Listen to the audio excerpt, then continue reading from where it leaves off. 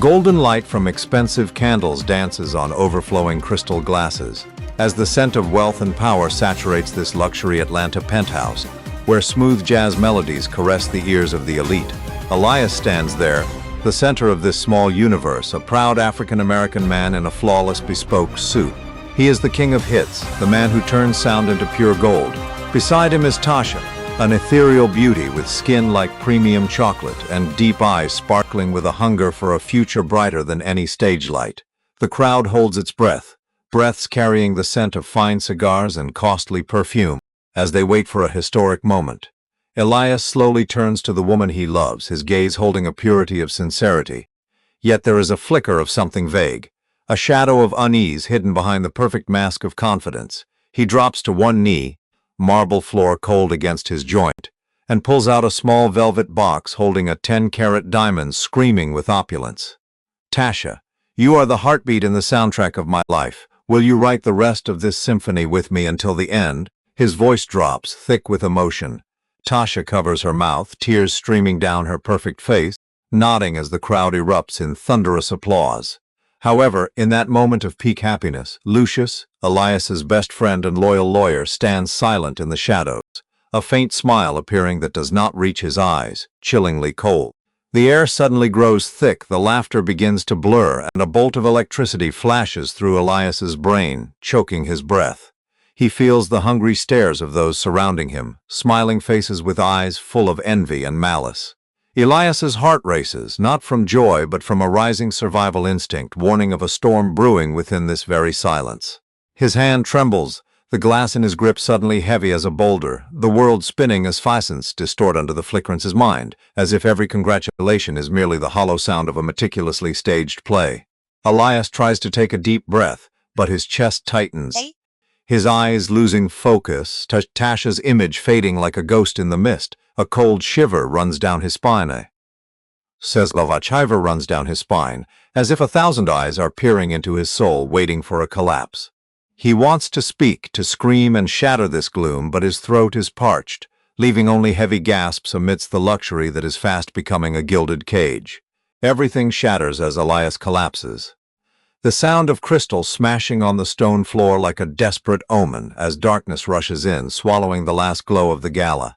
If the shadows in Elias's world have gripped your curiosity, don't let the story end here. What do you think Lucius is hiding behind that cold smile? Share your theories in the comments below. I read every single one of them. To see how this web of betrayal unfolds in the next chapter, hit that subscribe button and turn on notifications. Join our community of story lovers, and let's uncover the truth together.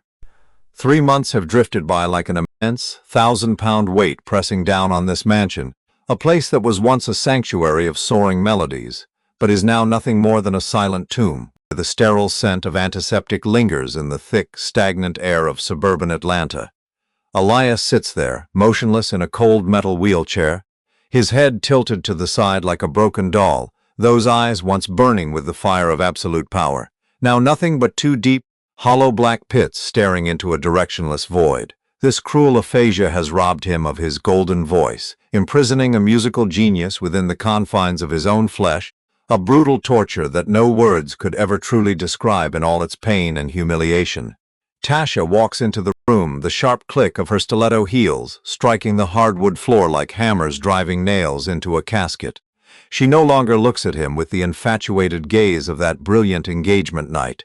She glides past him, her heavy perfume drowning out the very sentence d'off, her hands busy stroking an expensive phone instead of touching the trembling hand of her fiancé.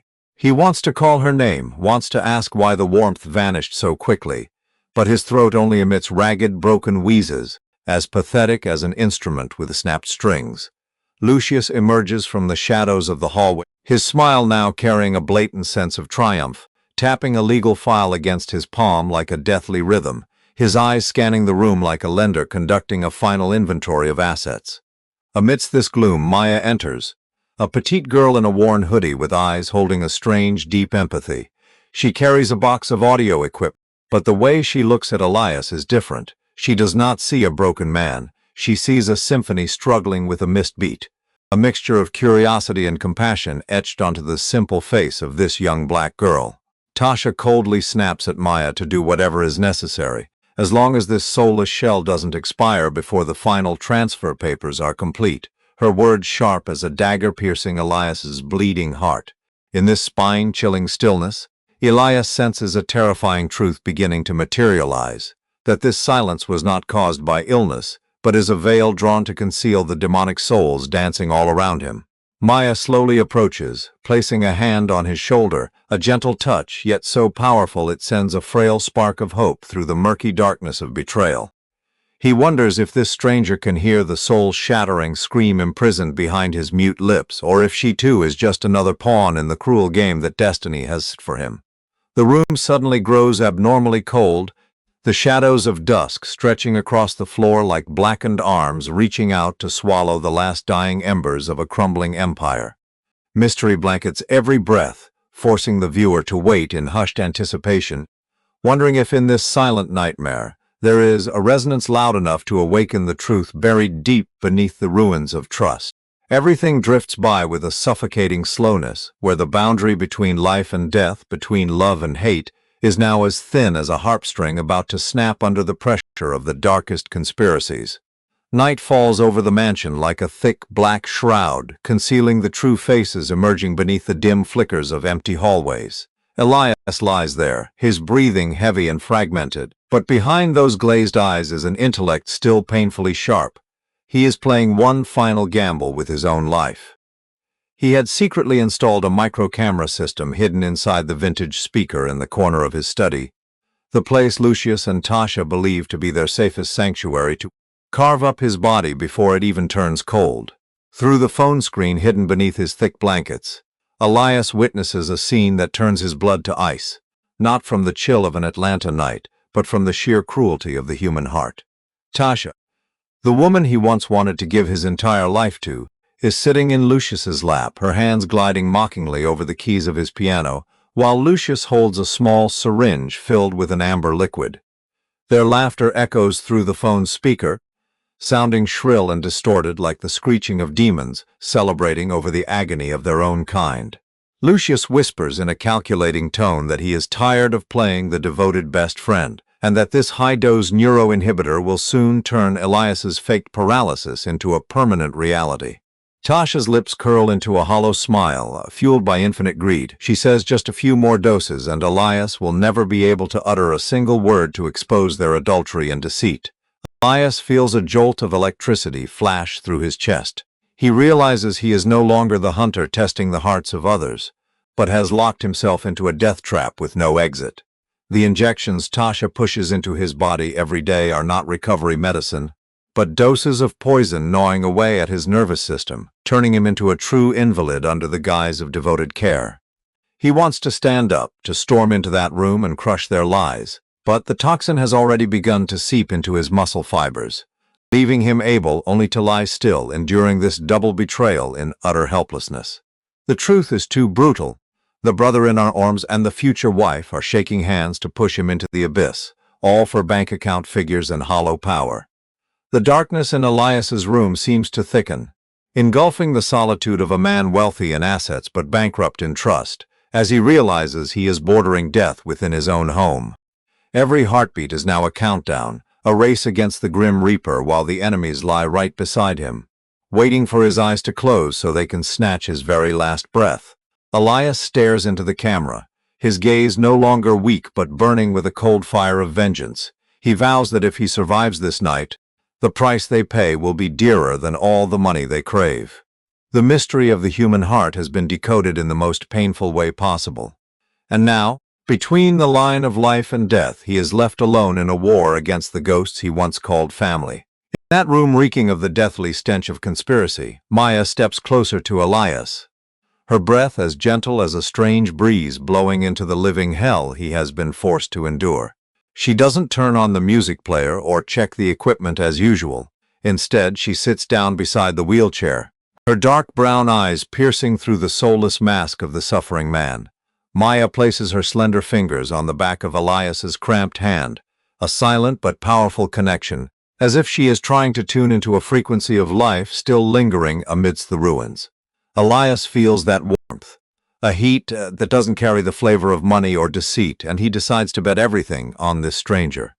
Using the last of his strength, he controls the index finger of his left hand, beginning to tap on the metal frame of the wheelchair in rhythmic, dry but determined intervals. Tap, tap, tap. 3 short, 3 long, then 3 short again. The SOS code echoes through the spine-chilling silence of the mansion, like a cry for help rising from the bottom of a profound abyss.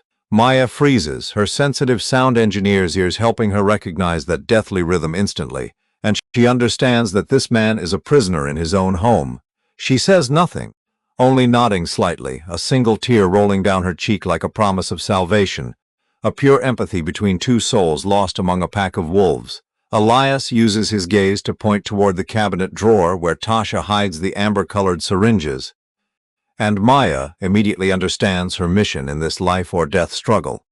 She slips into the medical room while Tasha and Lucius are absorbed in their early celebratory champagne, her hands trembling but her mind steadfast as she swaps the poison for distilled water and multivitamins. Every vial exchanged is a new ray of hope, a stronger beat in Elias's reviving heart, turning the deathly injections into a miraculous recovery serum. Maya returns, whispering into his ear that his music will never fade, and that she will be the ears, the voice, and the secret weapon for him to reclaim everything he has lost. A hidden alliance is formed from the silence, where a man stripped of his voice and a girl pushed to the margins of society begin to write a dramatic final chapter for the traitors. The darkness outside remains thick, but inside this room, a fire of vengeance and compassion has begun to burn, preparing to incinerate every lie clouding the atmosphere. Elias looks at Maya, and for the first time in 3 months, he sees the light of justice shimmering in the eyes of a stranger, someone who shares no blood but brings the ultimate redemption. The race against time begins. Every heartbeat, every breath is now carefully calculated, waiting for the moment the truth is exposed under the blinding light of justice. The following days for Elias are like walking a razor-thin wire over a deep abyss, where every step carries the breath of the grim reaper. Tasha no longer hides her predatory nature, turning her care into a cruel game of psychological torture to vent her frustration that Elias has not yet had the decency to die.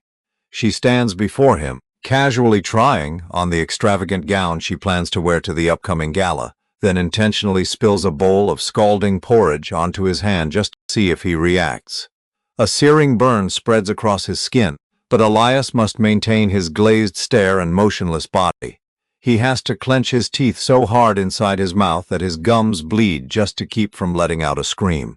Tasha sneers a hollow laugh, leaning her face close to his and whispering venomous words, telling him he is nothing but a useless corpse, a boulder blocking the path of her career. Meanwhile, Lucius appears more and more frequently with stacks of documents in hand, the lawyer's patience exhausted as shareholders begin to question Elias's prolonged absence. Lucius grabs Elias by the collar, jerking him violently out of his wheelchair and screaming into his mute face, forcing him to use his paralyzed hand to sign over the deeds of ownership. The betrayal from his best friend is like a knife being twisted repeatedly into Elias's chest, causing him more pain than any toxin they ever injected into him. Elias has to fight a fierce internal battle against the instinct to stand up and throttle this traitorous man instantly. But reason tells him that the time is not yet right. He feels a surge of humiliation at being treated like a sacrificial animal, yet he also senses strength quietly returning to his limbs, thanks to vials Maya has been secretly swapping in. Every insult, every rough touch from them is etched into Elias's mind like a blood debt that must be paid at all costs. The space within the mansion becomes suffocating, the pressure of dark conspiracies weighing down on every strand of hair, making the air as thick as if a massive storm is about to sweep everything away. Elias looks out the window, where dark clouds are gathering to blot out the Atlanta sky, and he knows as his moment is drawing near. He will continue to play the loser, the one stripped of everything, so that on the fateful night of the party, he will be the one to deal the finishing blow to those who dared to underestimate the power of a wounded soul. All preparations are complete, the hatred has been nurtured enough, and now Elias only awaits the first clap of thunder to begin his brutal purge. The mansion glows under crystal chandeliers, But the splendor is merely a gaudy mask over a rotten reality, as the engagement anniversary has transformed into a gala for scavengers. Luxury cars line up one after another, and the Atlanta elite, clad in expensive attire, chat and laugh. They haven't come to offer blessings, but to witness the power transfer of a crumbling dynasty. Tasha appears in a dress as red as blood, her crimsoned lips wearing a haughty smile as she pushes Elias's wheelchair into the center of the hall like displaying a conquered trophy. Elias sits there, head slightly tilted, his eyes maintaining their soulless glaze. But his ears are capturing every sound of betrayal, from the clinking of glasses to the mocking whispers of the guests. Lucius steps onto the high podium, adjusting his silk tie with the air of a savior, and begins a hypocritical speech about sacrifice and the unbreakable bond of brotherhood. He speaks of how Elias dedicated his life to music until exhaustion, and now in the shadow of illness, Elias has trusted his entire legacy to his nearest and dearest. Lucius's voice rings out boldly and evocatively, moving a few gullible guests to wipe away tears. But Elias feels the man's hand on his shoulder, trembling with the sheer excitement of a thief about to claim the treasure. Tasha stands beside him, pretending to stroke Elias's hair while actually gripping his shoulder, as if to remind him he is utterly defeated. Lucius grandly declares that tonight is not just a celebration of love, but a milestone for a new era where he and Tasha will take over the music empire to protect Elias's achievements. Their brazenness reaches its peak when Lucius raises a glass to vow he will care for Elias for the rest of his life with total devotion, while under the table, he prepares the ownership transfer contract. The party atmosphere is stifling with the scent of greed and deceit, the stage light shining directly on Elias's pitiful face, turning him into the centerpiece of a dark comedy. Maya stands in the shadow of the sound booth, her eyes meeting Elias's for a fleeting second, a silent signal sent amidst the fake frenzy of the crowd. The storm outside begins to pick up, the first raindrops drumming against the glass like the knock of destiny, signaling that the scavenger's performance is nearing its bitter end. Elias takes a shallow breath, feeling strength surging through his veins, patiently waiting out the final minutes before their false radiance is extinguished forever in the darkness of truth. A suffocating silence engulfs the grand hall as Lucius slowly places the thick contract onto the redwood table before Elias. The light from the chandeliers reflects off the stark white paper, where soulless legal lines wait to swallow an entire life and career. Tash leans down, her wine-scented breath brushing Elias's ear, one hand pretending to guide his left arm while actually squeezing hard in a final threat. "Sign it, honey," she whispers, her voice sweet as honeyed poison. "Sign so we can take better care of you." Lucius slides the golden pen, a symbol of power, between Elias's seemingly cramped fingers. The lawyer wears a triumphant smirk, his eyes flashing with peak greed as he thinks he's finally touched the crown. The crowd holds its breath, paparazzi lenses ready to capture this historic moment of ruin. But just as the nib touches the paper, a terrifying transformation occurs that freezes the entire room. Elias's fingers suddenly tighten around the pen with such force that veins bulge across his supposedly paralyzed arm. A dry crack echoes as he drives the pen violently through the stack of documents, pinning them to the wooden table with a ruthlessness that leaves no room for doubt. Lucius recoils, his eyes bulging in terror as he sees Elias slowly, inch by inch, stand straight up from the wheelchair. His height and majesty dominate the space, erasing the image of the pathetic invalid from just seconds ago.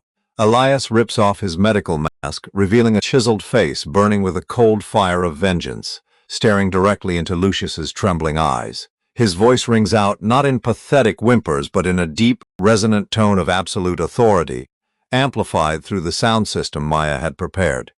"You were too confident in your game, Lucius," Elias growls, each word like a hammer striking the traitor's conscience. "You taught me about the law, but you forgot that Title 5, Section B of the Georgia Code states clearly, any attempt at murder via toxins and fraudulent transfer of assets while the victim is incapacitated results in life imprisonment without the possibility of bail."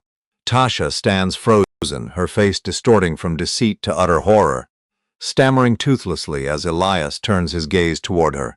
His eyes are now colder than death itself as he holds up the pierced contract like a banner of victory.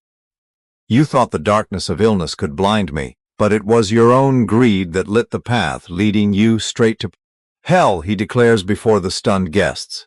A roar of thunder outside in Atlanta serves as an affirmation for the awakening of a king. A man who has just returned from the abyss to reclaim justice with his own hands and intellect.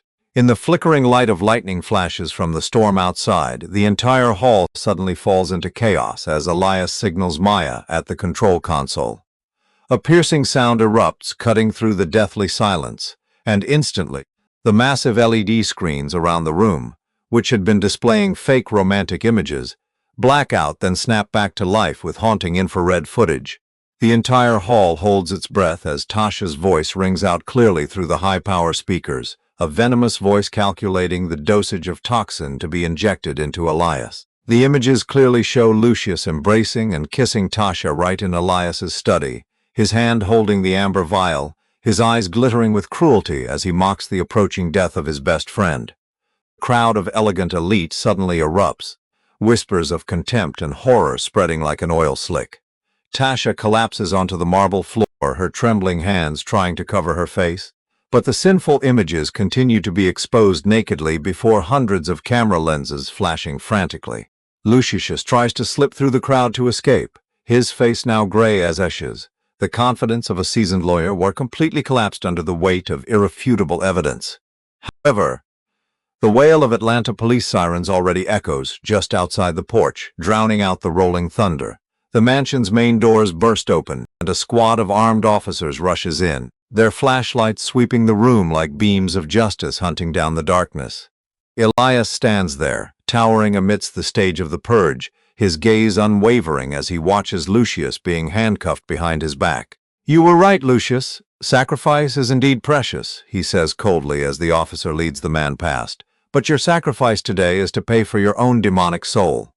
Tasha screams, pleading in desperation, but her crocodile tears now only increase the disgust in everyone's eyes. Maya steps out from the shadows, standing beside Elias, her eyes shining with faith as she witnesses the truth brilliantly revealed. The entire dynasty of lies that Lucius and Tasha had painstakingly built shattered into dust in just a few short minutes, leaving a vast void of humiliation.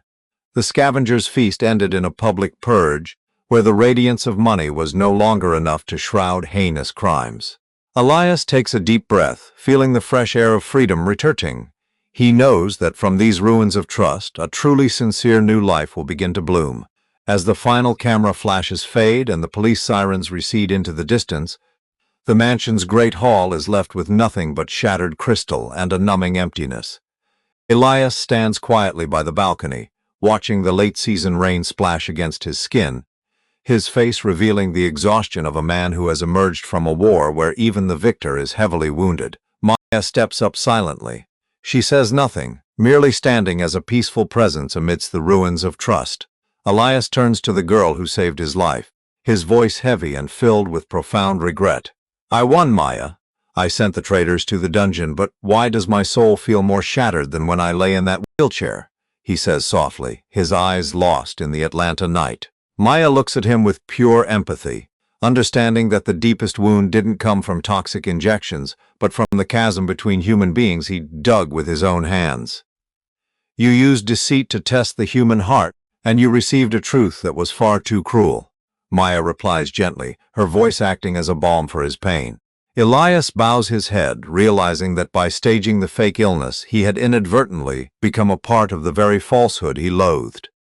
He had put those he loved through a life-or-death test, only to find that trust, when challenged with a trap, leaves behind nothing but bitter fragments. "I was wrong, Maya. I should have used love to nurture trust, not schemes to measure loyalty," he admits, a rare tear rolling down his chiseled face. "Truth is a double-edged sword, Elias. It can sever the chains of betrayal, but it can also cut deep into the heart of the one holding the blade if they lack forgiveness." Elias looks down at his hand, the hand that pierced the contract, and realizes the kingdom he reclaimed tonight will never be the same. He has learned life's costliest lesson. Sincerity never sprouts from the soil of suspicion. Maya smiles, a smile untainted by greed. She knows that from this moment on, Elias will no longer view the world through the lens of a hunter, but through the eyes of one who has learned to cherish true values. The storm has passed, leaving behind fresh but cold air, signaling a difficult yet hopeful journey of healing awaiting the man who dared to face his own darkness. Dawn breaks over the Atlanta sky, washing away the final remnants of the storm and bringing a new surge of life into the old recording studio where Elias sits. He is no longer in the lavish mansion haunted by ambitious ghosts. Choosing instead a humbler space where music is born from the soul's purest vibrations, Elias sits at the piano, fingers gliding over the keys to create melodies as serene as flowing water, not seeking chart numbers, but healing the scars in his heart. Maya stands there, smiling as she watches underprivileged children from the community immerse themselves in rhythm under the guidance of a legend who once lost everything to find himself. Elias suddenly realizes his new purpose is not building an empire of power, but using music to mend shattered lives and plant seeds of compassion where pragmatism once dominated. He looks into the eyes of the children, eyes untainted by greed, and understands that the eyes of the heart are the light that guides humans correctly through life's darkness. The costly lesson learned from Tasha and Lucius's betrayal has transformed into a profound philosophy. Never use darkness to test the light, and never use deceit to measure sincerity. When we put trust on the scale of schemes, we only receive bitterness, for trust is inherently a gift of free will, not a prize of control. Humans only truly see each other when they dare to drop the mask of suspicion, letting the heart speak and the truth shine without extreme traps. Elias has understood that true wealth lies not in million-dollar contracts, but in having a soul peaceful enough to empathize with others' pain and hands clean enough to lift those who fall. The film closes with Elias, Maya, and the children joining in a nameless symphony, a clear sound echoing through the city, reminding us all that genuine love and trust cannot be stolen or bribed. They only exist within souls that dare to live truthfully. Thank you for joining us on Elias's journey from the shadows back into the light. Do you believe we should use deception to understanding? Or share your thoughts that resonate with you most in the comments below. Don't forget to subscribe and hit the notification bell so you won't miss our upcoming dramatic stories. Your support is the heartbeat. The drive-ins. Warsamer Prot. The tropes is the heartbeat that drives us to spread these meaningful life values.